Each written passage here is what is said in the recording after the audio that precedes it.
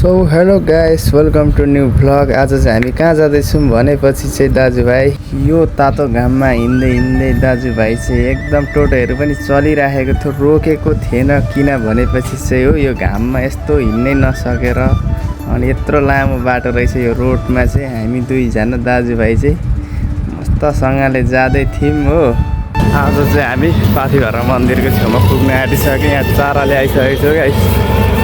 अहिले चाहिँ भाइ र म नि एकदम मुस्किलले चाराली बजारसम्म त हिँडेर पुग्यौँ हो। फाइनली हामी चाहिँ चारालीको पाथिभरा मन्दिरमा आइसकेको छौँ, गेट अगाडि हो गाइस। अब यहाँको तपाईँहरूलाई भित्रको भ्यू चेक गराउँछु।